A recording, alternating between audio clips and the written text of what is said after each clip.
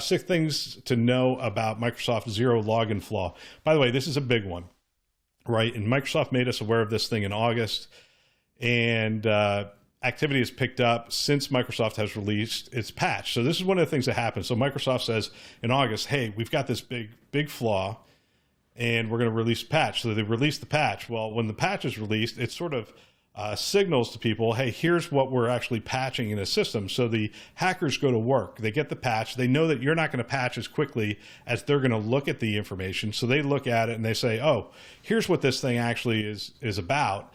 And they start to generate payloads. Well, those payloads started getting delivered in September. Let's talk about what it is. So NetLogon Zero Login, or logon vulnerability, is an elevation of privilege vulnerability that exists in MS-NRPC, NetLogon, a core authentication component of Microsoft Active Directory. This is why this is a big deal. NetLogon is a service provided by the domain controllers to give secure channel between the computer and the domain controller. So it normally requires previously established credentials or other authentication methods in order for the channel to be used. The NetLogon Zero Logon flaw has been assigned a CVSS base score of 10, which is the maximum possible severity rating for a software flaw under a widely used vulnerability scoring system.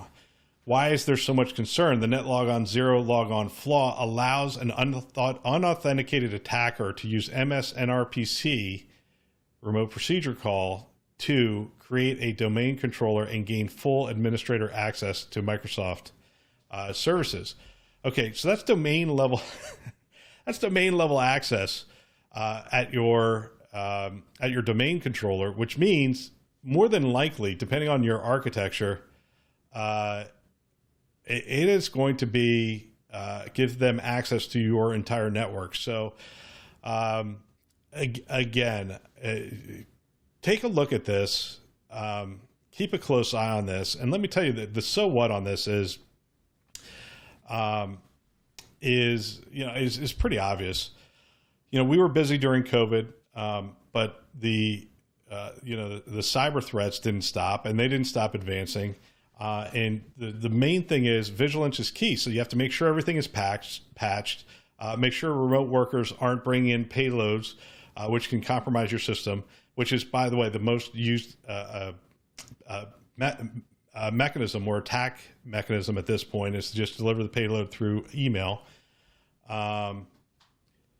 And make sure that you have a way to restore systems in the event of a ransomware attack. We touched on this on one of the shows.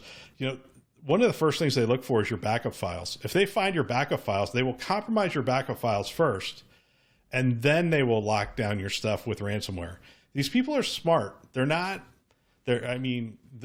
These are, in some cases, these are nation state attacks, and these are highly sophisticated attacks. And if they're not nation state attacks, they're crime families. They're organized. They're organized. Crime families is probably not the right word, but they're organized crime syndicates that are looking to make money. And this is one of the ways that they have identified to extract money from the healthcare system. So vigilance is key. This is going to continue to be a very important topic. So if you haven't patched, look that up today. Make sure that you are patched across the board. That'll give them access to, just about everything.